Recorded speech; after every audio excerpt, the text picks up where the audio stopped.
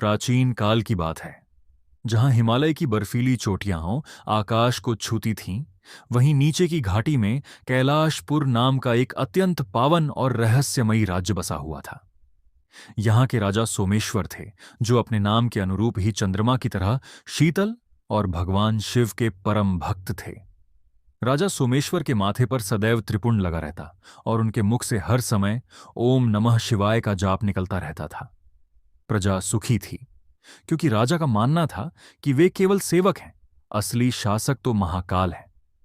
किंतु राजा के जीवन में एक बड़ा द्वंद्व था। उनके 3 पुत्र थे और तीनों का स्वभाव शिव तत्व से कोसों दूर था, जो राजा के लिए चिंता का विषय बना हुआ था।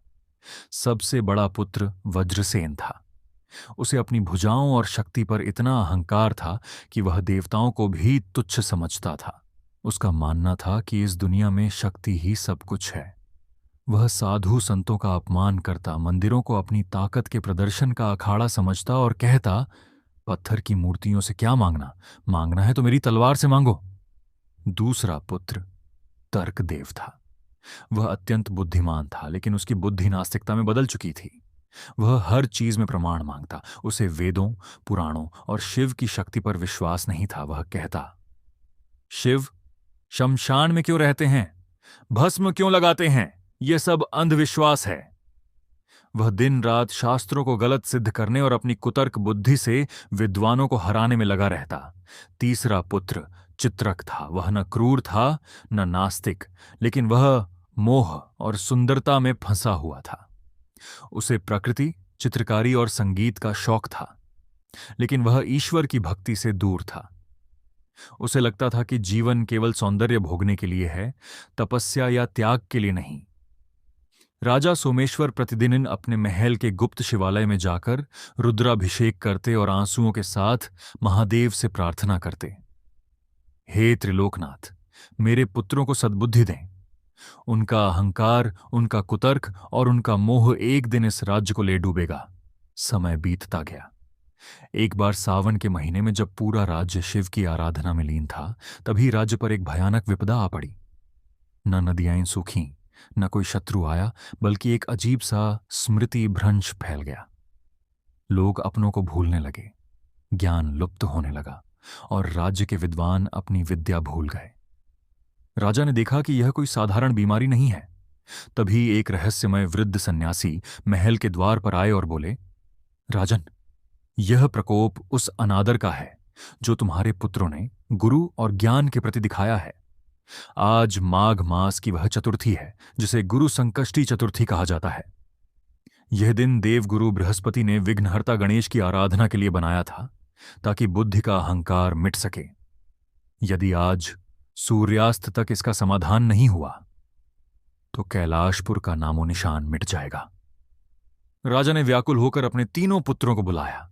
वज्रसेन ने अपनी तलवार निकाली, पर वह अपनी युद्ध कला भूल चुका था। तर्कदेव ने शास्त्र उठाने चाहे, पर उसे अक्षर काले धब्बे दिखने लगे। चित्रक अपनी कला भूल गया। तब सोमेश्वर ने भगवा धारण किया और नंगे पैर हिमालय की उन दुर्गम चोटियों की ओर चल पड़े जहां गुरु शिला स्थित थी।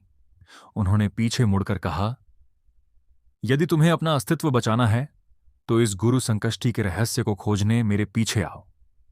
जैसे जैसे वे ऊंचाई पर चढ़ते गए, बर्फ का रंग पीला होने लगा। यह गुरु बृहस्पति का रंग था। रास्ते में एक गहरी खाई आई जिसे तर्क खात कहा जाता था। वहां एक अदृश्य स्वर गूंजा, वही आगे बढ़ेगा जो अपनी बुद्धि गुरु के चरणों में अर्पित कर चुका हो। तर्कदेव ने हंसने की कोशिश की, पर जैसे ही उसने कदम बढ़ाया, धरती हिलने लगी। राजा सोमेश्वर ने गणेश जी का स्मरण किया और एक विशेष मंत्र पढ़ा, एयुएम गम गणपतये नमः। देखते ही देखते उस खाई पर एक स्वर्ण सेतु बन गया। यह सेतु केवल तभी तक स्थिर रहता जब तक मंत्रोच्चार चलता। वज्रसेन को लगा कि वह दौड़कर पार कर लेगा, पर वह जितना भागता सेतु उतना ही लंबा होता जाता। सन्यासी, जो उनके साथ छाया की तरह चल रहे थे, बोले, पुत्र वज्रसेन, यहां बल नहीं, धैर्य काम आता है। यह गुरु संकष्टी का व्रत है। यहां हर कदम पर अपनी कमियों का दान करना पड़ता है। तभी एक अत्यंत रहस्यमयी घटना घटी।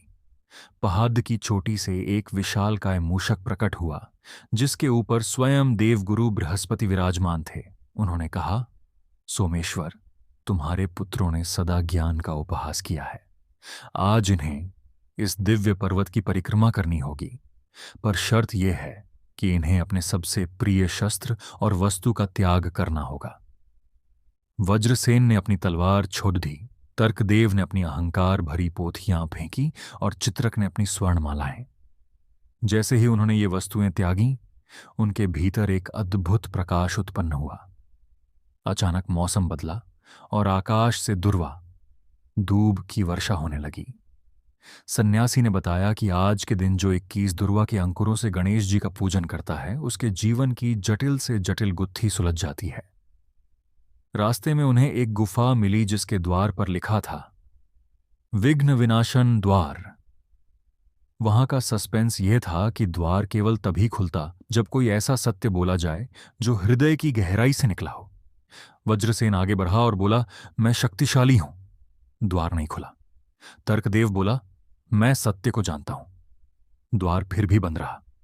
अंत में सोमेश्वर के अश्रु गिरे और उन्होंने कहा, हे महादेव, हे गजानन, मैं कुछ भी नहीं हूं, जो हैं आप ही हैं। द्वार तत्क्षण खुल गया। भीतर का दृश्य अलौकिक था। एक विशाल शिवलिंग के सम्मुख स्वर्णवर्णीय गणेश की प्रतिमा विराजमान थी, जिनके हाथ में मोदक नहीं बल्कि एक दिव्य ग्रंथ था, गुरु पुराण।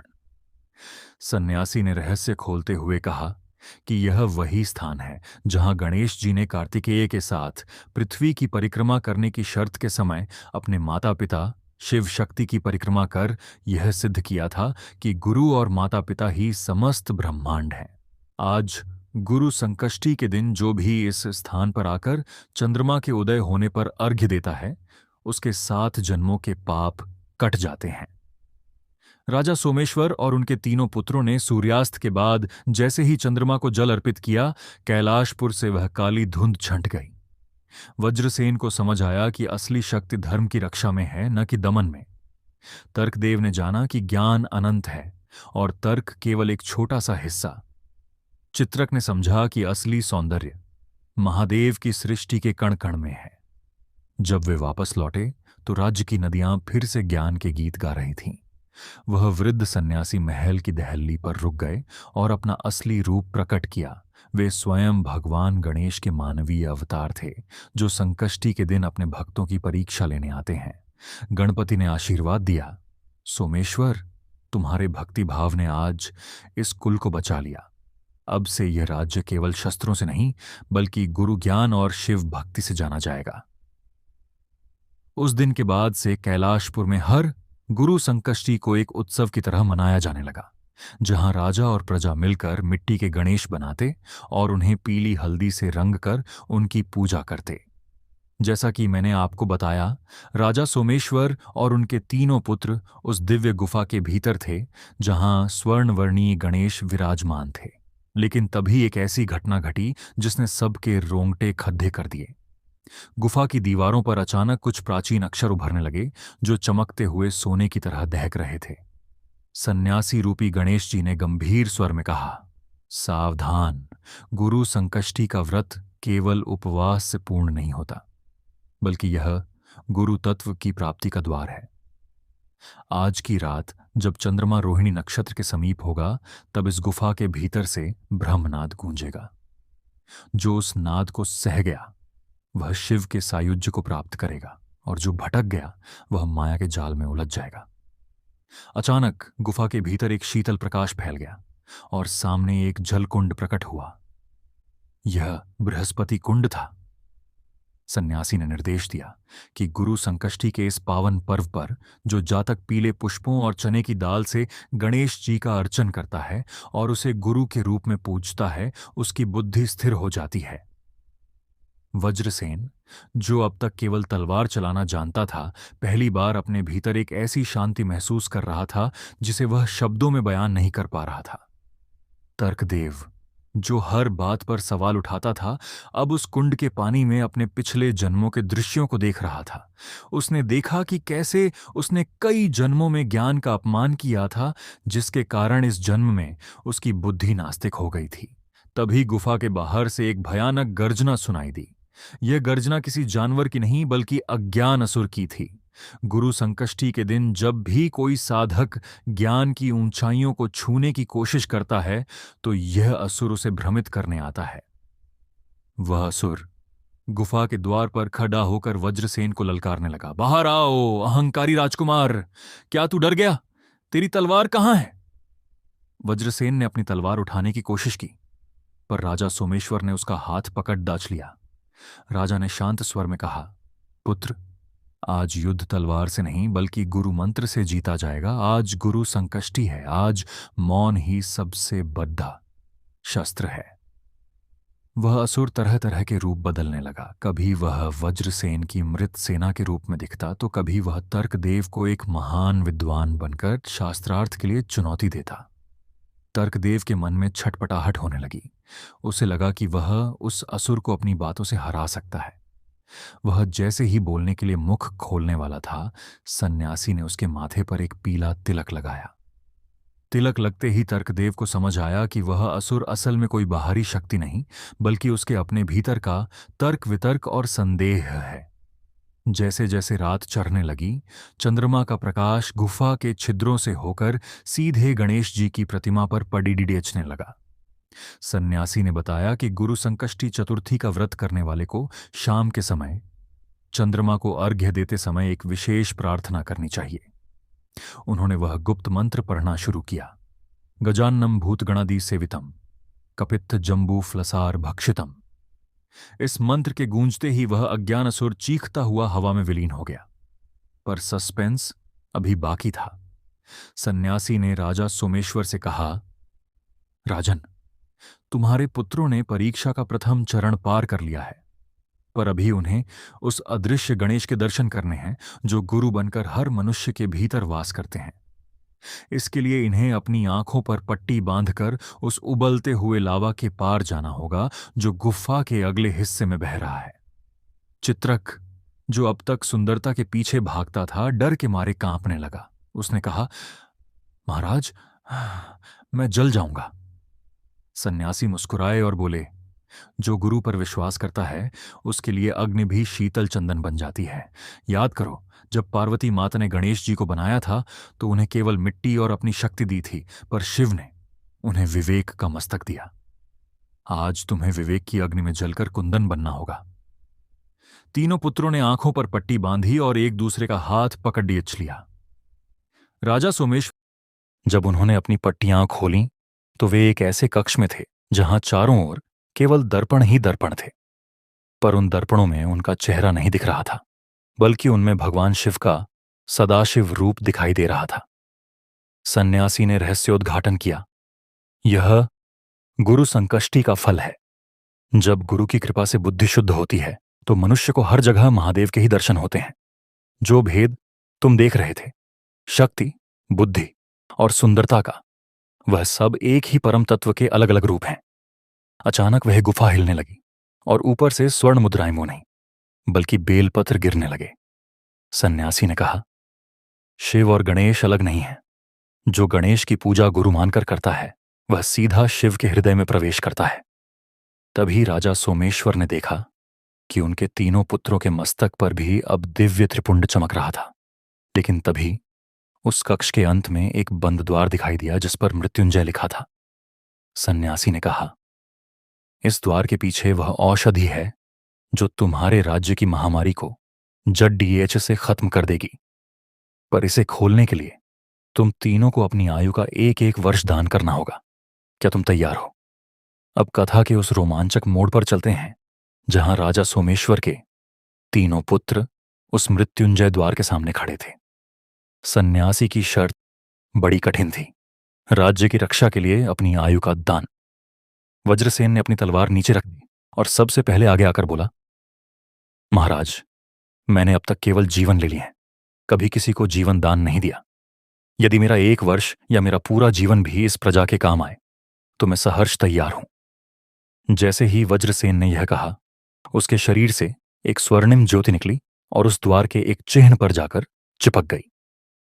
तर्कदेव ने भी आगे बढ़कर अपनी सहमति दी। ज्ञान वही है जो परोपकार में लगे।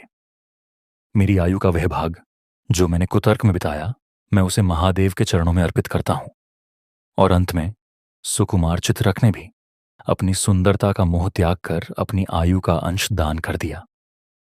जैसे ही तीनों ने यह त्याग किया, वह मृत्युंजय द्वार धीरे से खोला, पर उसके पीछे कोई औषधि का पात्र नहीं था।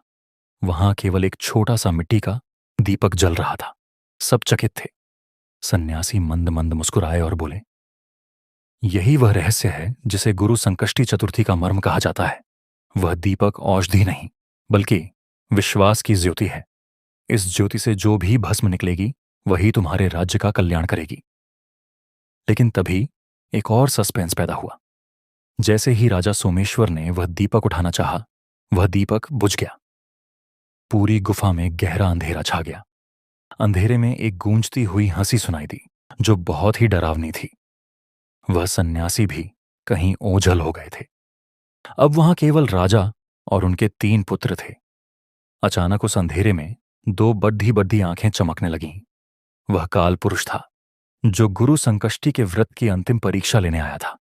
उसने गरज कर कहा, सोमेश्वर, तुमने सोचा कि त्याग इतना सरल है। इस दीपक को पुनः प्रज्वलित करने के लिए तुम्हें गुरु दीक्षा का वह गुप्त मंत्र बोलना होगा, जो केवल तुम्हारे हृदय की धड़कन में छिपा है। राजा सोमेश्वर संकट में पड़ डीएच गए। उन्हें कोई मंत्र याद नहीं आ रहा था। तभी उन्हें याद आया कि गुरु संकष्टी का दिन केवल गणेश की पूजा का नहीं, बल्कि स्वयं को जानने का दिन है। उन्होंने अपने पुत्रों से कहा, पुत्रों, डरो मत। अपनी आंखें बंद करो और उस गुरु को याद करो जिसने तुम्हें पहला अक्षर सिखाया था। उस मां को याद करो जिसने तुम्हें चलना सिखाया था। जैसे ही उन चारों ने मिलकर अपने भीतर के गुरु का ध्यान किया, उनके हृदय से एक ध्वनि निकलने लगी, एओम गुरुवे नमः, ओम गणाधिपतये नमः। उस ध्वनि के कंपन से वह बुझा हुआ दीपक स्वयं ही जल उठा, और इस बार उसकी रोशनी पहले से 1000 गुना तेज थी। उस रोशनी में वह काल पुरुष विलीन हो गया और उसके स्थान पर साक्षात मां पार्वती प्रकट हुई। माता पार्वती के दिव्य स्वरूप को देखकर पूरी गुफा महक उठी। उनके हाथों में पारिजात के फूल थे। उन्होंने कहा, हे सोमेश्वर, तुम्हारे पुत्रों ने आज वह प्राप्त कर लिया है जो बद्धे बड्ढे और ऋषि मुनि युगों तक नहीं पा पाते। गुरु संकष्टी का वास्तविक फल त्याग नहीं, बल्कि अहंकार का विसर्जन है। माता ने उन्हें बताया कि जिस औषधि की वे तलाश कर रहे थे, वह उनके भीतर के उस परिवर्तन में ही छिपी थी। माता पार्वती ने आगे एक अत्यंत गुप्त कथा सुनाई। उन्होंने बताया कि जब गणेश जी छोटे थे, तब एक बार उन्होंने देवगुरु बृहस्पति से शिक्षा लेने की इच्छा प्रकट की। गुरु बृहस्पति ने कहा कि गणेश, तुम तो स्वयं विद्या के अधिपति हो, तुम्हें मैं क्या सिखाऊं। तब गणेश जी ने कहा था कि गुरु के बिना ज्ञान केवल जानकारी है और गुरु के साथ जानकारी ही साक्षात्कार है। उसी दिन से गुरु संकष्टी चतुर्थी की महिमा बढ़ गई। माता ने राजा के पुत्रों को एक एक दिव्य वरदान दिया। वज्रसेन को अजेय धर्म बल मिला। तर्कदेव को दिव्य दृष्टि मिली, जिससे वह सत्य और असत्य का भेद कर सके, और चित्रक को सृजन की शक्ति मिली। माता ने अंत में एक पोटली दी जिसमें गुरु भस्म थी और कहा, इसे ले जाकर अपने राज्य के मुख्य चौराहे पर स्थापित शिवलिंग पर चढ़ा देना। तुम्हारी प्रजा न केवल रोगों से मुक्त होगी, बल्कि उनका मन भी सात्विक हो जाएगा। जब वे गुफा से बाहर निकले तो हिमालय का दृश्य बदल चुका था।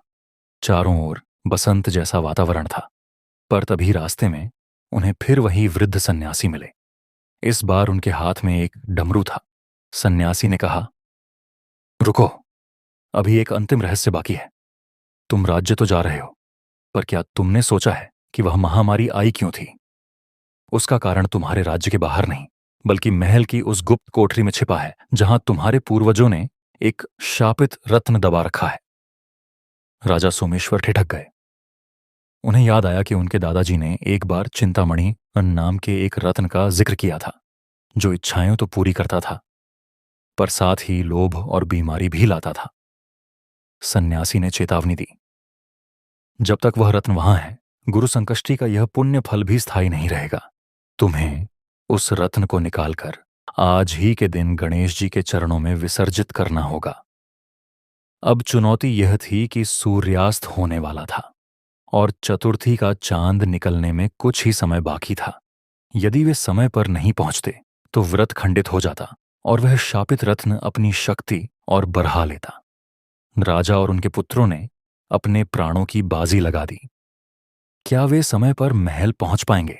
क्या वह शापित रत्न उन्हें अपनी माया में फिर से नहीं फंसा लेगा? श्रोताओं, कथा का अगला भाग और भी रहस्यमयी है। जब वे महल पहुंचे तो उन्होंने देखा कि वह रत्न केवल एक पत्थर नहीं था, बल्कि वह जीवित हो उठा था और एक भयानक साये में बदल गया था। यह साया कोई और नहीं बल्कि लोभ असुर था। वज्रसेन ने जैसे ही कोठरी के द्वार पर अपना पैर रखा, उसे महसूस हुआ कि उसकी पैरों की शक्ति क्षीण हो रही है। वह रत्न, जो साक्षात लोभ का प्रतीक था, मनुष्य की सबसे बड़ी कमजोरी को खींचता था। तर्कदेव ने अपनी दिव्य दृष्टि से देखा कि उस अंधेरे कमरे में केवल एक पत्थर नहीं, बल्कि हजारों जन्मों की अतृप्त इच्छाएं एक काली धुंध बनकर मंडरा रही थीं। तभी उस काली धुंध के बीच से एक कर्कश स्वर गूंजा, सोमेश्वर, तुम यहां से वह औषधि लेकर आए हो जो तन को ठीक करेगी, पर मेरे पास वह रत्न है जो मन को राजा बना देगा। क्या तुम इस राज्य के इकलौते स्वामी नहीं बनना चाहते? क्या तुम नहीं चाहते कि पूरी दुनिया तुम्हारे चरणों में हो? राजा सोमेश्वर का मन एक पल के लिए डगमगाया, पर तभी उनके कानों में गुरु संकष्टी का वह मंत्र गूंजने लगा जो सन्यासी ने गुफा में दिया था। उन्होंने चिल्लाकर कहा, पुत्रों, अपनी आंखें बंद करो और केवल उस पीले प्रकाश का ध्यान करो जो गुरु का प्रतीक है। यह असुर तुम्हारी आंखों से तुम्हें नहीं, तुम्हारी इच्छाओं से तुम्हें मारना चाहता है। इसी बीच मैं आप सभी से एक विनम्र निवेदन करना चाहता हूं। यदि आप इस अलौकिक शिव कथा के प्रवाह में खोए हुए हैं और चाहते हैं कि महादेव का आशीर्वाद आपके जीवन के हर संकट को दूर करे, तो इस चैनल को अभी सब्सक्राइब करें। आपका एक छोटा सा प्रयास हमें इस दिव्य गाथा को करोड़ों लोगों तक पहुंचाने में मदद करता है। बेल आइकन दबाना न भूलें ताकि आने वाले रहस्यों की जानकारी आपको सबसे पहले मिले। कथा की ओर लौटते हैं। चित्रक, जो अब तक मोह से मुक्त हो चुका था, उसने अपनी झोली से वह गुरु भस्म निकाली जो मां पार्वती ने दी थी। उसने वह भस्म उस काली धुंध की ओर फेंकी। जैसे ही भस्म की एक बूंद उस लोभ असुर पर पड़ी, वह असुर तिलमिला उठा। वह चिल्लाया, यह क्या है? यह जलन कैसी है? तर्कदेव ने उत्तर दिया, यह जलन नहीं, यह सत्य का ताप है। गुरु संकष्टी के दिन जो अपनी इच्छाओं को गणेश के चरणों में अर्पित कर देता है, उसे तुम्हारा लोभ छू भी नहीं सकता। तभी महल के बाहर चंद्रमा उदित होने लगा। माघ मास की वह चतुर्थी अपने पूर्ण प्रभाव में थी। राजा सोमेश्वर ने देखा कि उस शापित रत्न से निकलने वाली काली किरणें अब मध्यम पर डियच रही थीं। पर तभी एक नया संकट खदहा हो गया। वह रत्न अचानक फर्श के भीतर धंसने लगा। सन्यासी की चेतावनी याद आई, इसे आज ही विसर्जित करना होगा। यदि वह धरती के और नीचे चला जाता तो उसे कभी नहीं निकाला जा सकता था। वज्रसेन ने अपनी नई धर्म शक्ति का आह्वान किया। उसने बिना किसी अस्त्र के अपनी भुजाओं से धरती को पकड़ डियच लिया। उसकी नसों में महादेव का बल दौड़च रहा था। उसने जोर से गर्जना की, हर हर महादेव, और अपनी पूरी ताकत लगाकर उस रत्न को मिट्टी से बाहर खींच लिया। वह रत्न अब लाल नहीं बल्कि काला पर डियच चुका था। जैसे ही वह रत्न बाहर आया, महल की दीवारों से खून जैसा लाल पानी टपकने लगा।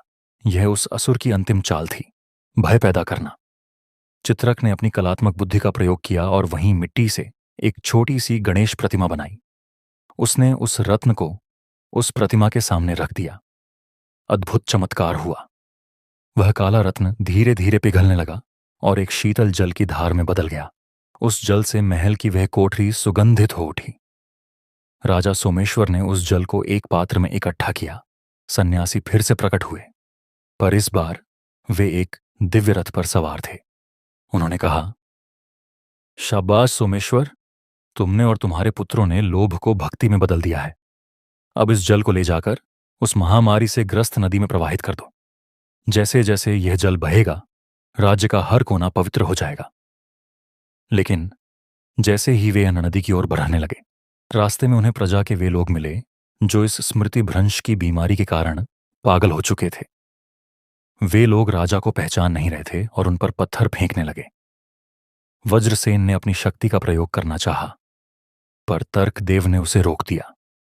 तर्कदेव ने कहा, भाई, ये हमारे अपने लोग हैं, ये बीमार हैं, इन्हें बल से नहीं, गुरु ज्ञान से शांत करना होगा। तर्कदेव ने ऊंचे स्वर में गणेश अथर्व शीर्ष का पाठ करना शुरू किया। उस पाठ की ध्वनि जैसे ही लोगों के कानों में पड़ी, वे शांत होने लगे। उनकी आंखों में फिर से पहचान लौटने लगी। नदी के तट पर पहुंचकर राजा ने वह पात्र जल में उलट दिया। जैसे ही वह दिव्य जल नदी में मिला, पूरी नदी का पानी सोने की तरह चमकने लगा। मछलियां उछलने लगीं और किनारे के सूखे वृक्षों पर रातों रात फूल खिल गए। पर कथा यहां विराम नहीं लेती। जैसे ही व्रत पूर्ण हुआ और उन्होंने पारण भोजन करने की तैयारी की, तभी एक आकाशवाणी हुई। वह भगवान शिव की आवाज थी। शिव ने कहा, हे सोमेश्वर, तुमने गुरु संकष्टी का व्रत तो पूर्ण किया, पर क्या तुम्हें पता है कि तुम्हारे इस त्याग से प्रसन्न होकर पाताल लोक में एक हलचल मची है। वहां का राजा बलि तुम्हारे पुत्रों की परीक्षा लेने के लिए स्वयं को तैयार कर रहा है। राजा सोमेश्वर का माथा ठनका। उन्होंने सोचा कि अभी तो एक मुसीबत टली थी, अब यह पाताल लोक का संकट क्या है। सन्यासी मुस्कुराए और बोले, डरो मत राजन, जहां गणेश का आशीर्वाद और गुरु का मार्गदर्शन होता है, वहां पाताल की गहराई भी एक सीढ़ी बन जाती है। पर याद रखना, अगली यात्रा केवल जमीन पर नहीं, बल्कि आत्मा के उन 7 तलों की होगी जहां असली विघ्न छिपे हैं। अब राजा सोमेश्वर और उनके तीनों पुत्रों को एक ऐसी यात्रा पर निकलना था जहां उन्हें पाताल के द्वार खोलने थे। पर उन द्वारों की चाबी कोई धातु नहीं, बल्कि गुरु संकष्टी के 7 अलग अलग व्रत थे जो उन्हें आने वाली 7 चतुर्दशियों तक पूरे करने थे। क्या वज्रसेन पाताल के उस रक्षक को हरा पाएगा जिसका शरीर पत्थर का और दिल आग का है? क्या तर्कदेव उन पहेलियों का उत्तर दे पाएगा जो काल स्वयं उससे पूछेगा? और क्या चित्रक उस मायावी सुंदरी के जाल से बच पाएगा जो पाताल के रास्ते में उसे रोकने के लिए खड़धी घीगी है? इस दिव्य यात्रा का हिस्सा बनने के लिए और भगवान गणेश शिव की कृपा पाने के लिए अभी सब्सक्राइब बटन दबाएं, ताकि कथा का कोई भी रहस्यमय अध्याय आपसे छूट न जाए। अब कथा के उस रोमांचक मोड़ पर चलते हैं जहां पाताल लोक की सीमाओं पर राजा सोमेश्वर और उनके तीनों पुत्र खड़े थे। जैसे ही उन्होंने पाताल की पहली सीढ़ी पर कदम रखा, धरती कांपने लगी और चारों ओर से जलने वाले गंधक की गंध आने लगी। यह स्थान अतल लोक की शुरुआत थी। वहां का द्वारपाल एक विशाल अजगर था जिसकी आंखों से अग्नि निकल रही थी।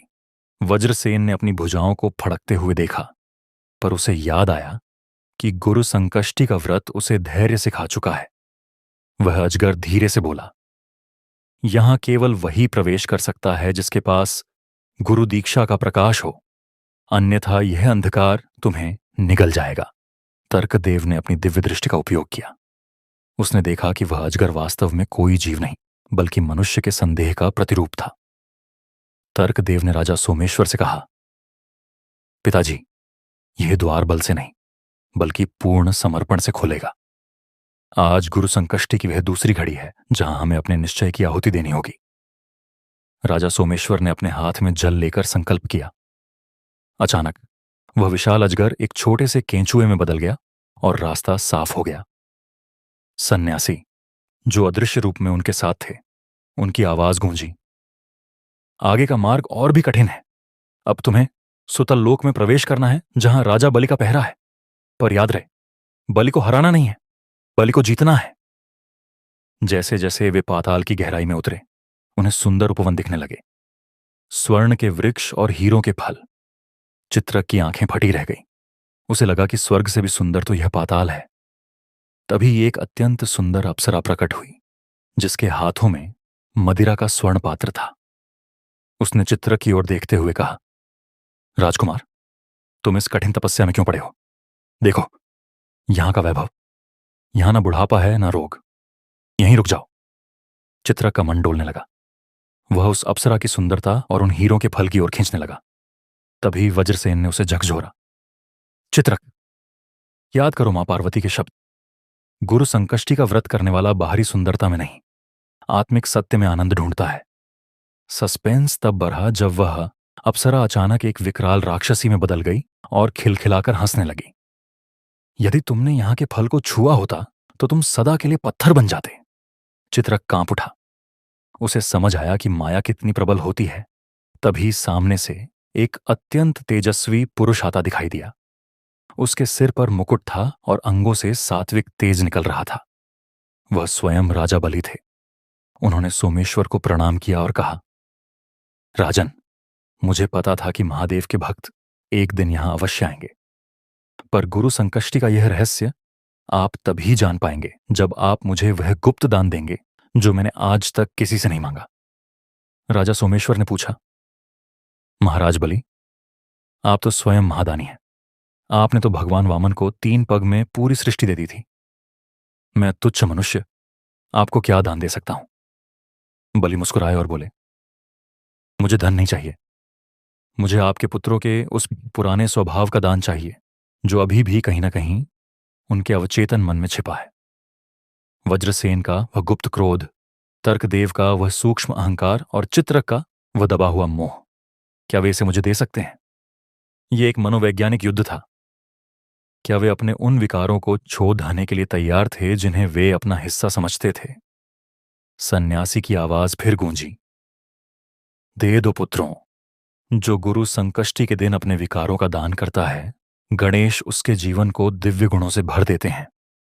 जैसे ही तीनों भाइयों ने ध्यान लगाया और अपने उन दोषों को बलि के चरणों में अर्पित किया, पाताल लोक का वह कक्ष अचानक महादेव के कैलाश पर्वत की तरह धवल और शीतल हो गया। राजा बलि ने प्रसन्न होकर उन्हें एक दिव्य शंख दिया और कहा, इस शंख को जब तुम अपने राज्य के शिखर पर बजाओगे तो 7 पीढ़ियों तक तुम्हारे राज्य में अकाल, महामारी या अज्ञान का प्रवेश नहीं होगा। पर एक शर्त है। शर्त सुनते ही सबके कान खड्डे ढे हो गए। बलि ने कहा, इस शंख को बजाने से पहले तुम्हें उस अदृश्य गणेश की पूजा करनी होगी जो शमशान की राख में छिपे हैं।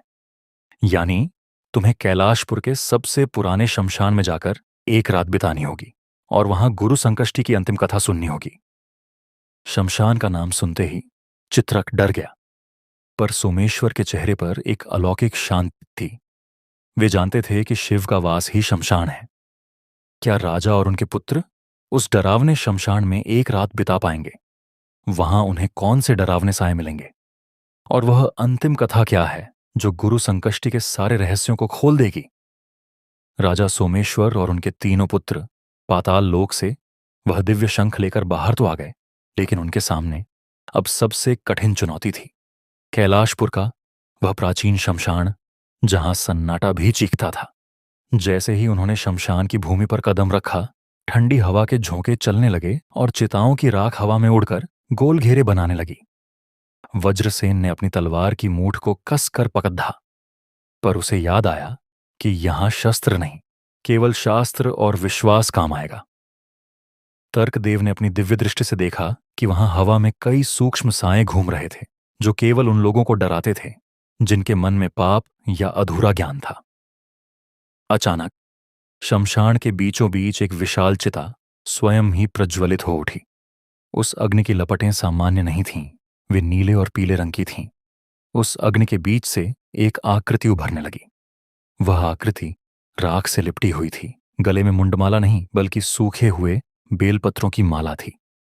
वह साक्षात अघोर गणेश का रूप था, विघ्नहर्ता का वह रूप जो शमशान में साधकों के अंतिम भय को नष्ट करता है। कथा के इस रोमांचक मोड़ पर मैं आपसे फिर से वही बात कहना चाहूंगा जिसे सुनकर लाखों भक्तों का कल्याण हुआ है।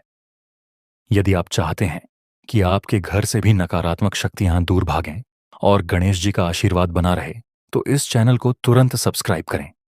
आपकी श्रद्धा ही इस कथा को और अधिक विस्तार देने की प्रेरणा देती है। सब्सक्राइब करने के बाद कमेंट में जय अघोर गणेश जरूर लिखें। उस आकृति ने अपनी आंखें खोलीं जो ब्रह्मांड के 2 जलते हुए सूर्यों की तरह लग रही थी। आकृति ने भारी आवाज में कहा, सोमेश्वर, गुरु संकष्टी की यह अंतिम रात है। जो शमशान की इस राख में अमृत ढूंढ ले, वही असली शिव भक्त है। बताओ, इस जलती हुई चिता में तुम्हें क्या दिख रहा है? वज्रसेन आगे बढ़ा और बोला, प्रभु, मुझे इसमें नष्ट होता हुआ शरीर दिख रहा है। तर्कदेव ने कहा, प्रभु, मुझे इसमें तत्वों का विखंडन दिख रहा है। चित्रक ने डरते हुए कहा, मुझे इसमें डरावना अंत दिख रहा है। पर राजा सोमेश्वर ने हाथ जोड़कर कहा, हे गुरुदेव, मुझे इस चिता में वह प्रकाश दिख रहा है जो पुराने को जलाकर नए सत्य को जन्म देता है। मुझे इसमें शिव का तांडव दिख रहा है। वह आकृति खिलखिलाकर हंस पड़ी। उस हंसी से पूरा शमशान गूंज उठा। अघोर गणेश ने कहा, सत्य कहां सोमेश्वर? गुरु संकष्टी का अंतिम पाठ यही है कि मृत्यु अंत नहीं, बल्कि एक नया आरंभ है। जो मौत से डर गया वह गुरु को कभी नहीं पा सकता। तभी एक सस्पेंस गहराया। वह आकृति धीरे धीरे सोमेश्वर के सबसे छोटे पुत्र चित्रक की ओर बढ़ने लगी। चित्रक पीछे हटने लगा, पर अचानक उसके पैर जमीन में धंस गए। वह आकृति चित्रक के बिल्कुल पास पहुंची और उसके कान में कुछ बुदबुदाई। चित्रक की आंखें फटी रह गईं। वह अचानक रोने लगा और फिर जोर जोर से हंसने लगा। वज्रसेन और तर्कदेव घबरा गए। उन्होंने पूछा, प्रभु, आपने हमारे भाई से क्या कहा? यह ऐसा क्यों व्यवहार कर रहा है?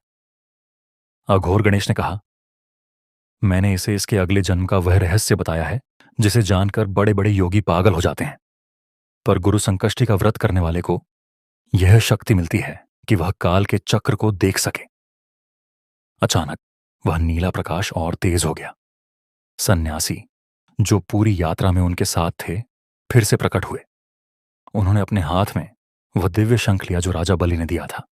सन्यासी ने कहा, सोमेश्वर, अब समय आ गया है। इस शमशान की राख को इस शंख में भरो। राजा ने जैसे ही शंख में राख दी, वह राख हीरे के चूर्ण की तरह चमकने लगी।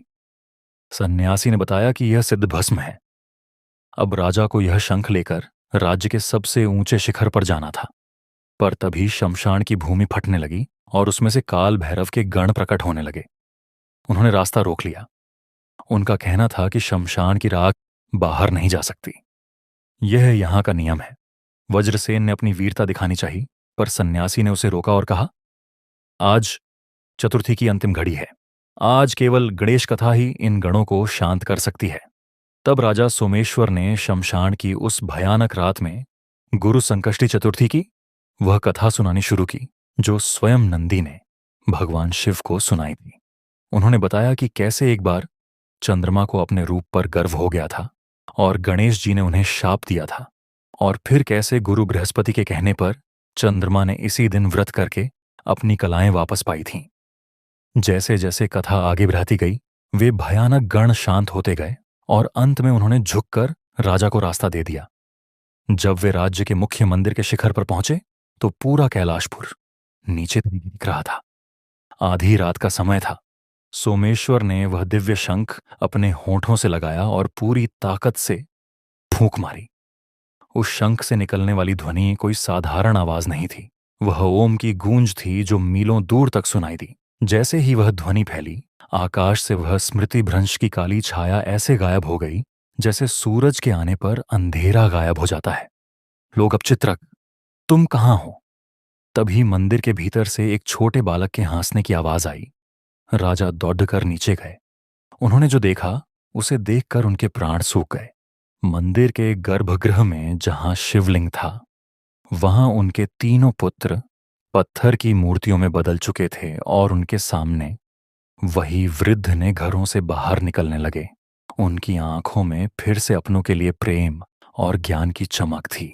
पर कथा का सबसे बड़ा सस्पेंस अभी भी बचा हुआ था। जैसे ही राजा ने शंख बजाकर नीचे देखा, उन्होंने पाया कि उनके तीनों पुत्र वहां नहीं थे। शिखर पर वे बिल्कुल अकेले थे। वह सन्यासी भी गायब थे। सोमेश्वर घबराकर चिल्लाने लगे, वज्रसेन, तर्कदेव, चित्रक, तुम कहां हो? तभी मंदिर के भीतर से एक छोटे बालक के हंसने की आवाज आई। राजा दौड़कर नीचे गए।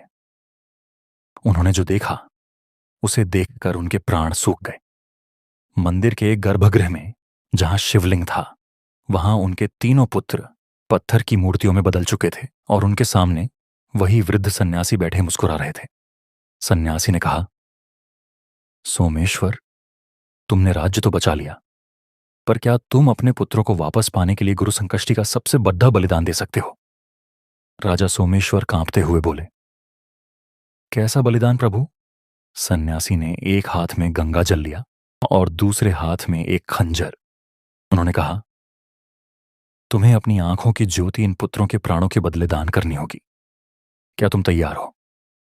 श्रोताओं, क्या राजा सोमेश्वर अपने पुत्रों के लिए अंधे होना स्वीकार करेंगे? क्या यह गुरु संकष्टी की कोई और माया थी? और उन पत्थर की मूर्तियों के भीतर से कौन सी दिव्य आवाज गूंजी जिसने पूरे मंदिर को हिला दिया? मंदिर के गर्भगृह में सन्नाटा था। केवल उस छोटे से दीपक की लौ कांप रही थी। राजा सोमेश्वर के सामने उनके तीनों पुत्र पत्थर की शीतल और निर्जीव प्रतिमा बन चुके थे। सन्यासी के हाथ में चमकता हुआ खंजर और जल था। सोमेश्वर ने एक क्षण के लिए भी संकोच नहीं किया।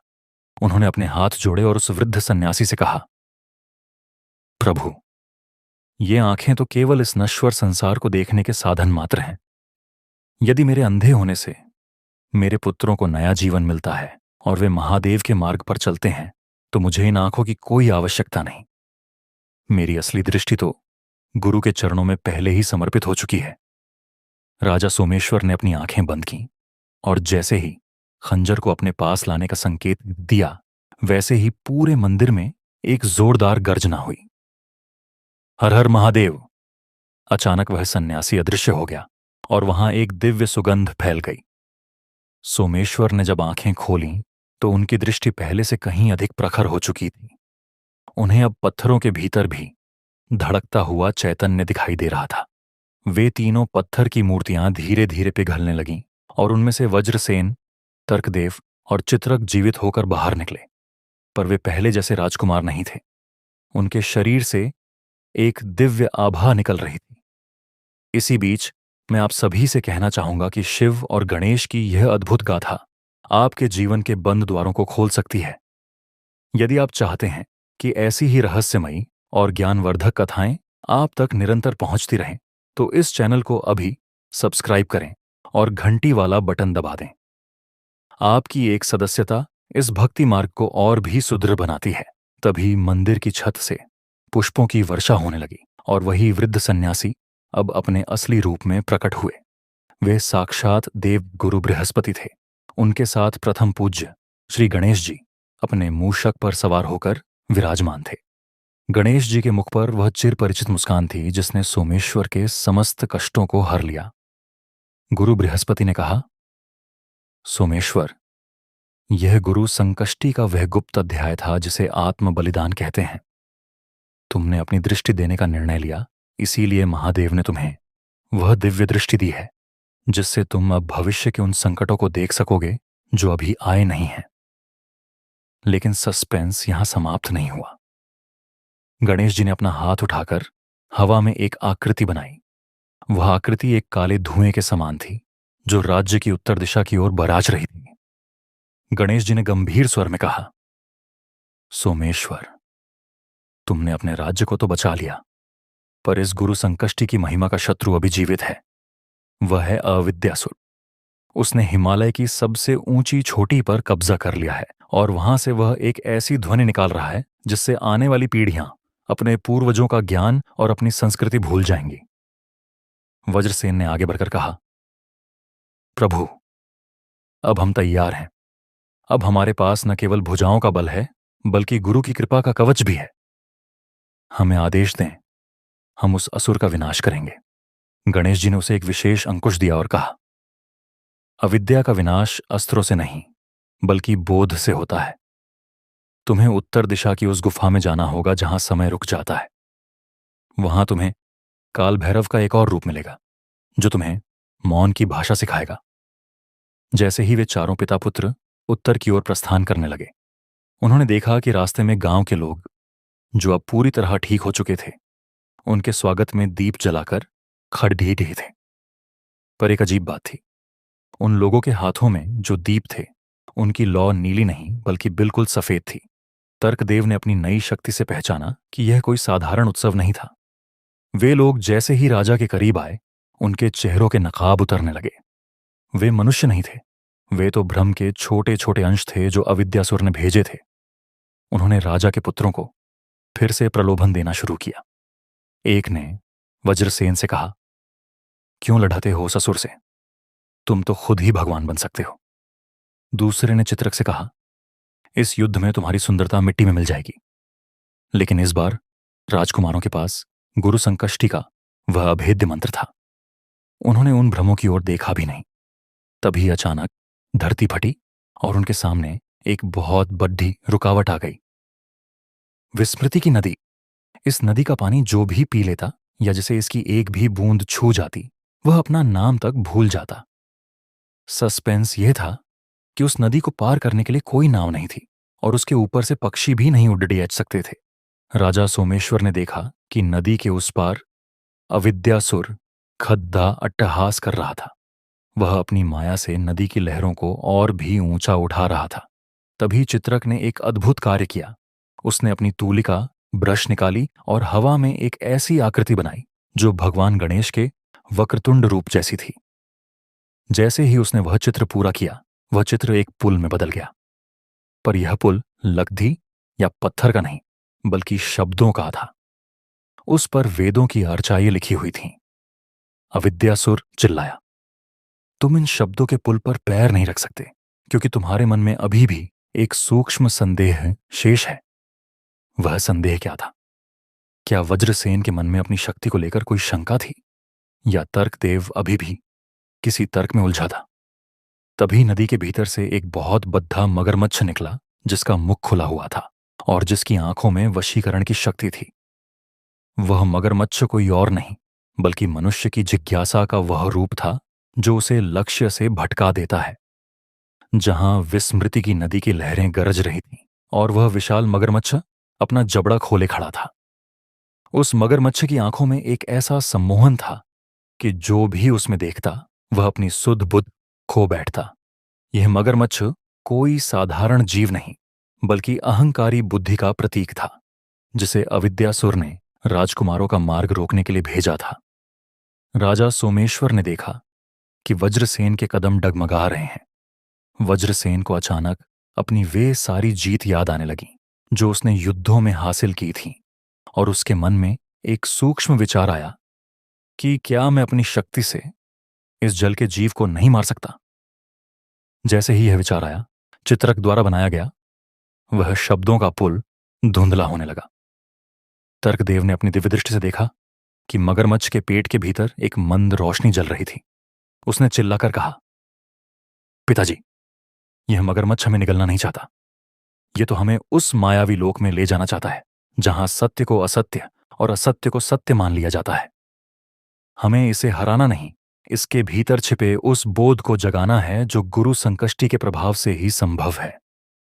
इसी बीच मैं आप सभी भक्तों से कहना चाहूंगा कि कथा के ये रहस्य आपके जीवन की उलझनों को सुलझाने की शक्ति रखते हैं। यदि आप चाहते हैं कि आपके भीतर का अज्ञान भी इसी तरह नष्ट हो जाए और भगवान गणेश की कृपा आप पर बरसे, तो इस चैनल को अभी सब्सक्राइब करें। आपका एक सब्सक्राइब इस भक्ति यज्ञ में आहुति के समान है। बेल आइकन दबाना न भूलें ताकि इस कथा का अगला रहस्यमयी भाग आपसे छूट न जाए। अचानक उस विस्मृति की नदी का पानी उबलने लगा। अविद्यासुर ने अपनी माया से एक और षड्यंत्र रचा। नदी के ऊपर काले बादलों ने घेरा बना लिया और उन बादलों से ऐसी ध्वनियां निकलने लगीं जो राजकुमारों के प्रियजनों की आवाजों जैसी थीं। वज्रसेन को अपनी माता की पुकार सुनाई दी। तर्कदेव को अपने पुराने गुरुओं का उपहास सुनाई दिया। वे विचलित होने लगे। तभी राजा सोमेश्वर ने एक अद्भुत निर्णय लिया। उन्होंने हाथ में जल लिया और गुरु संकष्टी चतुर्थी का वह 7वां गुप्त व्रत वहीं नदी के बीच में आरंभ कर दिया। उन्होंने अपने पुत्रों से कहा, पुत्रों, आंखें मूल लो और केवल अपने हृदय में उस अंगुष्ठ मात्र पुरुष का ध्यान करो जो ज्ञान का दीपक लेकर बैठा है। बाहर जो सुनाई दे रहा है वह केवल भ्रम है। जैसे ही उन्होंने ध्यान लगाया, वह विशाल मगरमच्छ शांत हो गया। उसके मुख से आग के बजाय ओम की ध्वनि निकलने लगी। सस्पेंस तब बढ़ा जब वह मगरमच्छ अचानक एक दिव्य नाव में बदल गया। उस नाव का पतवार स्वयं महादेव का त्रिशूल था। नाव जैसे ही आगे बढ़ी, नदी के बीचों बीच एक टापू दिखाई दिया। उस टापू पर एक बूढ़ी औरत बैठी थी जो सूत कात रही थी, पर वह सूत साधारण धागा नहीं था, वह समय का धागा था। उस औरत ने राजा को रोका और कहा, सोमेश्वर, आगे मत जाना, आगे समय समाप्त हो जाता है। अविद्यासुर ने उस छोटी पर एक ऐसा यंत्र लगाया है जो भूत, भविष्य और वर्तमान को मिला देता है। यदि तुम वहां गए तो तुम कभी वापस इस समय में नहीं लौट पाओगे। तर्कदेव ने पूछा, मां, तो फिर इसका उपाय क्या है? बूढ़ी औरत ने रहस्यमयी ढंग से मुस्कुराते हुए कहा, उपाय है शून्य। गुरु संकष्टी के दिन जो स्वयं को शून्य कर देता है, समय उसका दास बन जाता है। पर क्या तुम तीनों भाई अपनी पहचान यहां इस टापू पर छोड़ डचकर जा सकते हो? यह एक नई परीक्षा थी। अपनी पहचान छोड़ दहाने का अर्थ था, वज्रसेन अब योद्धा नहीं रहेगा, तर्कदेव अब विद्वान नहीं रहेगा, और चित्रक अब कलाकार नहीं रहेगा। वे केवल शून्य होंगे। क्या वे इसके लिए तैयार थे? वज्रसेन ने अपनी तलवार नदी में फेंक दी। तर्कदेव ने अपनी पोथियां जल में प्रवाहित कर दी। चित्रक ने अपनी तूलिका त्याग दी। जैसे ही उन्होंने यह किया, वह टापू गायब हो गया और वे सीधे उस हिमालय की चोटी पर पहुंच गए जहां अविद्यासुर विराजमान था। वहां का दृश्य बद्दा ही भयानक था। अविद्यासुर का शरीर हजारों सिरों वाला था और हर सिर एक अलग भाषा में झूठ बोल रहा था। वह असुर चिल्लाया, तुम यहां तक तो आ गए, पर मुझे देखोगे कैसे? मैं तो अदृश्य हूं, मैं केवल तुम्हारे विचारों में रहता हूं। तभी आकाश से एक बिजली कड़की और स्वयं भगवान गणेश प्रकट हुए। पर इस बार उनका रूप हिरंब गणेश का था, जिनके 5 मुख और 10 भुजाएं थीं। उन्होंने सोमेश्वर से कहा, राजन, इस असुर का अंत तब होगा जब तुम गुरु संकष्टी की उस मौन कथा का पाठ करोगे जो बिना बोले सुनी जाती है। अब चुनौती यह थी कि बिना बोले कथा कैसे सुनाई जाए, और वह अविद्यासुर जो अब राजकुमारों के विचारों के भीतर घुसने की कोशिश कर रहा था, उसे कैसे रोका जाए? सस्पेंस गहरा गया जब अविद्यासुर ने तर्कदेव की बुद्धि पर कब्जा करने के लिए उसके पूर्वजों के दोष गिनाने शुरू किए। हिमालय की उस बर्फीली और रहस्यमयी चोटी पर, जहां अविद्यासुर अपने हजारों सिरों से झूठ के जाल बुन रहा था, वहां एक ऐसा सन्नाटा छा गया जो कानों को नहीं बल्कि सीधे आत्मा को सुनाई दे रहा था। भगवान हेरंब गणेश ने अपनी 10 भुजाओं में अलग अलग दिव्य आयुध धारण किए हुए थे, पर वे प्रहार नहीं कर रहे थे। उन्होंने सोमेश्वर की ओर देखा और अपनी आंखों के संकेत से समझाया कि यह युद्ध शस्त्रों का नहीं बल्कि चेतना का है।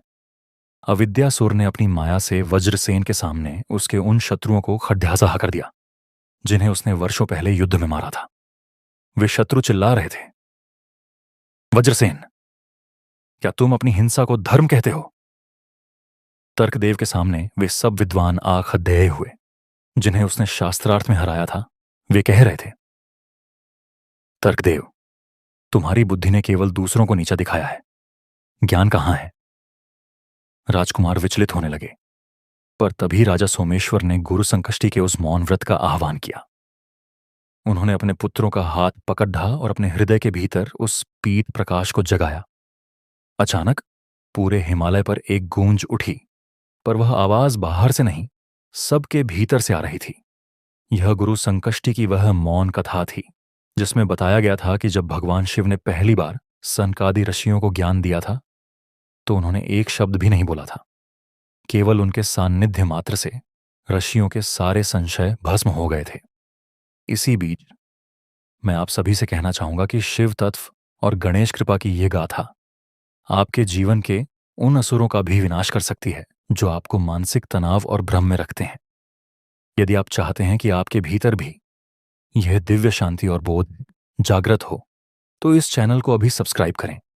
आपकी श्रद्धा ही इस कथा को आगे बढ़ाने की ऊर्जा है। सब्सक्राइब करने के बाद ओम गं गणपतये नमः कमेंट में लिखकर अपनी उपस्थिति दर्ज कराएं। सस्पेंस तब बढ़ा जब अविद्यासुर ने देखा कि उसकी माया राजकुमारों पर बेअसर हो रही है। वह क्रोध में पागल हो गया और उसने अपना सबसे घातक अस्त्र निकाला, विस्मृति का वज्र। उसने वह वज्र सीधे सोमेश्वर की ओर फेंका, लेकिन जैसे ही वह वज्र सोमेश्वर के करीब पहुंचा, वह एक कोमल पीले फूल में बदल गया और उनके चरणों में गिर पड़ा। यह गुरु संकष्टी का प्रताप था। जहां ज्ञान का प्रकाश होता है, वहां विनाश का अस्त्र भी पूजा की सामग्री बन जाता है। तभी गणेश जी ने अपने एक हाथ से पाश फेंका, जिसने अविद्यासुर के हजारों सिरों को एक साथ जगदा हाच लिया। वह असुर तद्धाच पने लगा। सन्यासी, जो अब दिव्य रूप में वहां खड़े थे, बोले, सोमेश्वर, अब समय है इस असुर के हृदय में उस अदृश्य बीज को देखने का जो इसे जीवित रखता है। तर्कदेव ने अपनी दिव्य दृष्टि से देखा कि असुर के सीने के भीतर एक छोटा सा काला रत्न धड़ाक रहा था। वह रत्न कोई और नहीं, बल्कि स्वयं को सर्वोपरि समझने का भ्रम था। जैसे ही तर्कदेव ने यह पहचाना, उसने बिना कुछ बोले केवल अपने संकल्प से उस रत्न पर ध्यान केंद्रित किया। अचानक अविद्यासुर का विशाल शरीर धुइयों की तरह उड़ डेचने लगा, पर वह मर नहीं रहा था। वह तो सूक्ष्म होकर राजा सोमेश्वर के भीतर प्रवेश करने की कोशिश कर रहा था। यह असुर की अंतिम और सबसे खतरनाक चाल थी, भक्त के भीतर अध्यात्म का अहंकार पैदा करना। वह सोमेश्वर के कान में फुसफुसाने लगा, देखो सोमेश्वर, तुमने अपने पुत्रों को बचा लिया, तुमने राज्य बचा लिया, तुम महान हो, महादेव भी तुम्हारे आड़ी हैं। सोमेश्वर के चेहरे पर एक पल के लिए गर्व की लकीर उभरी और उसी क्षण हिमालय की बर्फ फटने लगी। सन्यासी ने चेतावनी दी, सावधान सोमेश्वर, गुरु संकष्टी का यह अंतिम पड्डे है। यदि आज तुम स्वयं को कर्ता मान बैठे तो यह असुर तुम्हें ही अपना सिंहासन बना लेगा। राजा सोमेश्वर ने तुरंत अपनी भूल सुधारते हुए पृथ्वी पर साष्टांग दंडवत किया और बोले, हे महाकाल, हे गजानन, मैं तो केवल एक यंत्र हूं, चलाने वाले आप हैं। यह विजय आपकी है, यह ज्ञान आपका है। जैसे ही उन्होंने यह पूर्ण समर्पण किया, वह असुर राख के एक ढेर में बदल गया। उसी राख से एक छोटा सा अंकुर फूटा, जो देखते ही देखते एक कल्प वृक्ष बन गया। यह विद्या का वृक्ष था। गणेश जी ने मुस्कुराते हुए उस वृक्ष का एक फल तोड़ा और उसे तीनों राजकुमारों में बांट दिया। उस फल को खाते ही राजकुमारों को समझ आया कि गुरु संकष्टी चतुर्थी का व्रत केवल भोजन छोड़ना नहीं, बल्कि अपने भीतर के मैं को छोड़ना है। पर कथा का रहस्य अभी एक और करवट लेने वाला था। जब वे विजय के उल्लास में राज्य लौटने की तैयारी कर रहे थे, तभी आकाश का रंग गहरा जामुनी हो गया। बिजली कड़ाकी और एक ऐसी आकृति प्रकट हुई जिसे देखकर स्वयं गणेश जी भी गंभीर हो गए। वह आकृति कालचक्र की रक्षक थी। उसने कहा, सोमेश्वर, तुमने अविद्या को तो जीत लिया, पर तुमने प्रकृति के नियम को तोड़ डाला है। तुमने समय की नदी को पीछे मोड़ा है। इसकी कीमत चुकानी होगी। राजकुमारों ने अपनी ढालें उठा लीं, पर काल रक्षक ने कहा, मुझसे युद्ध संभव नहीं। मुझे केवल एक भेंट चाहिए, वह शंख जो तुम्हें पाताल से मिला था। वह शंख इस मृत्युलोक का नहीं है, उसे वापस करना होगा। पर यदि तुमने वह वापस किया तो तुम्हारे राज्य की सुख शांति भी उसी क्षण समाप्त हो जाएगी। अब राजा सोमेश्वर के सामने एक धर्म संकट खड्ड दाझा था। क्या वे राज्य की सुख शांति के लिए नियम विरुद्ध उस शंख को अपने पास रखेंगे, या वे सत्य का पालन करते हुए उसे वापस कर देंगे और अपने राज्य को फिर से संकट में डालेंगे? श्रोताओं, गुरु संकष्टी का यह रहस्य हमें सिखाता है कि कभी कभी सबसे कठिन युद्ध अपनों से या शत्रुओं से नहीं, बल्कि अपने ही सत्य से होता है। क्या राजा सोमेश्वर ने वह शंख वापस किया? और यदि किया तो कैलाशपुर का क्या हुआ? क्या महादेव ने अपने भक्त को इस अंतिम परीक्षा में डूबने दिया? भक्ति की यह अग्नि परीक्षा अब उस मुकाम पर है जहां एक तरफ संपूर्ण राज्य का सुख है और दूसरी तरफ सत्य का कठिन मार्ग। काल रक्षक की आंखें धधकते हुए अंगारों की तरह राजा सोमेश्वर पर टिकी थीं। उस दिव्य शंख की चमक सोमेश्वर के हाथों में किसी सूर्य के समान थी, पर उसकी कीमत अब उनके राज्य की खुशहाली बन चुकी थी। राजा सोमेश्वर ने एक गहरी सांस ली। उनके मन में एक पल के लिए अपनी प्रजा के उन मासूम चेहरों की याद आई जो अब सुख की नींद सो रहे थे। उन्होंने सोचा, क्या मैं अपने सत्य के लिए फिर से उन्हें महामारी के मुंह में धकेल दूं? लेकिन तभी उनके भीतर गुरु संकष्टी के व्रत से उपजी वह शुद्ध बुद्धि जागृत हुई। उन्हें याद आया कि गुरु बृहस्पति ने सिखाया था कि अधर्म पर टिकी हुई सुख शांति उस रेत के महल की तरह है जो पहली ही लहर में ढह जाता है। राजा ने अपने कांपते हुए हाथों से वह दिव्य शंख काल रक्षक की ओर बढ़ा दिया। वज्रसेन चिल्लाया, नहीं पिताजी, यह शंख हमारी सुरक्षा का कवच है। पर सोमेश्वर ने शांत स्वर में कहा, पुत्र, जिस सुरक्षा के लिए हमें अपने धर्म और नियमों का त्याग करना पड़े, वह सुरक्षा स्वयं एक बंधन है। महादेव ने हमें लढ़ना सिखाया है, चोरी करना नहीं। जैसे ही सोमेश्वर ने वह शंख काल रक्षक के हाथ में दिया, पूरे हिमालय में एक ऐसी गूंज हुई जैसे कोई पहाड़ टूट रहा हो। वह शंख काल रक्षक के स्पर्श मात्र से धुएं में बदल गया और आकाश में विलीन हो गया। उसी क्षण राज्य की ओर से आने वाली ठंडी हवाएं गर्म होने लगीं। दूर क्षितिज पर फिर से वही काली धुंध उठती दिखाई दी। प्रजा के विलाप की सूक्ष्म ध्वनियां हवा में तैरने लगीं। ऐसा लगा कि सब कुछ खत्म हो गया। अविद्यासुर भले ही मर गया था, पर प्रकृति का संतुलन बिगड़ खाक चुका था। इसी बीच मैं अपने उन सभी श्रोताओं से कहना चाहूंगा जो इस कथा के गहरे रहस्यों में डूबे हैं। जीवन में कई बार ऐसी घटनाएं आती हैं जब हमें लगता है कि सब कुछ हार गए हैं, पर याद रखिए, जहां मनुष्य की शक्ति समाप्त होती है, वहीं से महाकाल की लीला आरंभ होती है। यदि आप भी महादेव के इस अटूट विश्वास से जुड़ देखना चाहते हैं तो इस चैनल को अभी सब्सक्राइब करें। आपकी एक सदस्यता हमें इस गाथा को और भी विस्तार देने का साहस देती है। कमेंट में लिखें, सत्य ही शिव है। सोमेश्वर और उनके पुत्र अब उस उजदी हुई छोटी पर अकेले खड्डे गए थे। वज्रसेन का सिर झुक गया था, तर्कदेव निरुत्तर था और चित्रक की आंखों में आंसू थे। तभी वहां वही वृद्ध सन्यासी पुनः प्रकट हुए, पर इस बार उनके पीछे एक अलौकिक नीली रोशनी का मंडल था। सन्यासी ने कहा, सोमेश्वर, तुमने आज वह कर दिखाया जो देवताओं के लिए भी दुष्कर है। तुमने अपनी सिद्धि का मोह त्याग दिया। गुरु संकष्टी का असली फल शंख की ध्वनि में नहीं, बल्कि तुम्हारे इस त्याग में छिपा था। अचानक वह सन्यासी अंतर्ध्यान हो गए और उनके स्थान पर साक्षात महादेव शिव और माता पार्वती प्रकट हुए। महादेव के गले में लिपटे नागराज वासुकी ने एक विशेष ध्वनि निकाली और तभी गणेश जी वहां प्रकट हुए। गणेश जी ने अपने हाथ में एक छोटा सा मिट्टी का कलश लिया हुआ था। गणेश जी ने कहा, राजन, वह शंख तो केवल एक माध्यम था। असली शक्ति तो तुम्हारे उस संकल्प में थी जो तुमने गुरु संकष्टी के दिन लिया था। काल रक्षक कोई शत्रु नहीं था, वह तो स्वयं मेरा ही एक रूप था जो यह देख रहा था कि क्या तुम फल के लोभ में धर्म को बेच दोगे। महादेव ने मंद मंद मुस्कुराते हुए अपनी जटाओं से गंगा की एक बूंद उस मिट्टी के कलश में डाली। उन्होंने कहा, सोमेश्वर, तुमने नियम का पालन किया, इसलिए अब स्वयं नियम बदलकर तुम्हें वह वरदान दिया जाता है जो सृष्टि में किसी को नहीं मिला। यह अमृत कलश तुम्हारे राज्य के केंद्र में स्थापित होगा। इसकी शक्ति किसी वस्तु पर निर्भर नहीं होगी, बल्कि तुम्हारी प्रजा की गुरु भक्ति पर निर्भर होगी। लेकिन सस्पेंस यहां खत्म नहीं हुआ।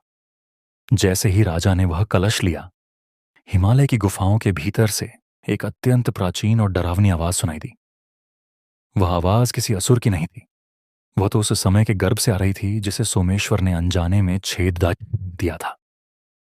वह आवाज कह रही थी, सोमेश्वर, तुमने अमृत तो पा लिया, पर क्या तुम उस अदृश्य अतिथि को पहचान पाओगे जो तुम्हारे साथ तुम्हारे महल में प्रवेश करने वाला है?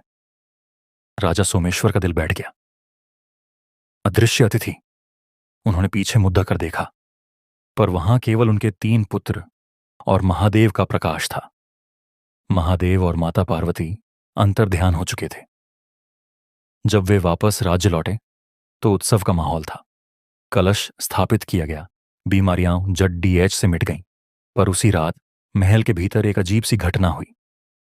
वज्रसेन ने देखा कि परछाइयां दीवारों पर खुद ब खुद चल रही हैं। तर्कदेव ने महसूस किया कि उसके शास्त्र के शब्द रातों रात बदल रहे हैं, और चित्रक ने पाया कि उसके द्वारा बनाए गए चित्रों में एक अनजान व्यक्ति का चेहरा उभर रहा है। एक ऐसा चेहरा जो न तो मनुष्य का था और न ही देवता का। यह अदृश्य अतिथि कौन था? क्या वह कोई नया संकट था या गुरु संकष्टी के व्रत की कोई अनसुलझी पहेली? सन्यासी की वह चेतावनी, कि समय की नदी को मुद्दाने की कीमत चुकानी होगी क्या अब सच होने वाली थी? सस्पेंस गहराता जा रहा था। राजा सोमेश्वर को समझ आया कि गुरु संकष्टी का यह अध्याय अभी समाप्त नहीं हुआ है। यह तो केवल उस महायुद्ध की शुरुआत थी जो अब उनके अपने ही महल के भीतर अदृश्य शक्तियों के विरुद्ध लड्ढा जाना था, जहां समय का चक्र और नियति का खेल एक अद्भुत सत्य के सामने घुटने टेकने वाले हैं। महल की दीवारों पर डोलती वे रहस्यमयी परछाइयां और चित्र के चित्रों में उभरता वो अनजाना चेहरा, सब एक ही सत्य की ओर इशारा कर रहे थे। जैसे ही आधी रात का घंटा बजा, राजा सोमेश्वर ने अपने तीनों पुत्रों के साथ महल के केंद्रीय कक्ष में प्रवेश किया। अचानक वो अदृश्य अतिथि धुंध के घेरे से बाहर निकलकर सामने खड़ा हो गया।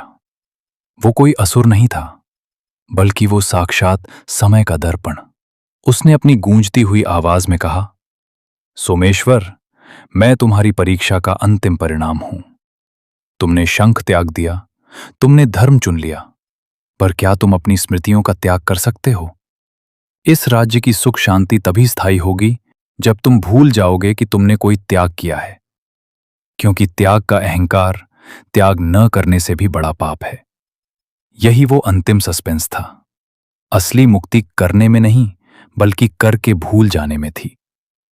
राजा सोमेश्वर ने मंद मुस्कान के साथ अपना मस्तक झुका दिया। उसी क्षण भगवान श्री गणेश अपने भव्य सिद्धि विनायक स्वरूप में प्रकट हुए।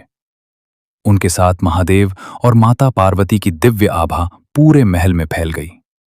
गणेश जी ने कहा, धन्य हो सोमेश्वर, आज गुरु संकष्टी चतुर्थी का ये व्रत पूर्णतः सिद्ध हुआ। तुमने न केवल राज्य को बचाया, बल्कि स्वयं को भी जीत लिया।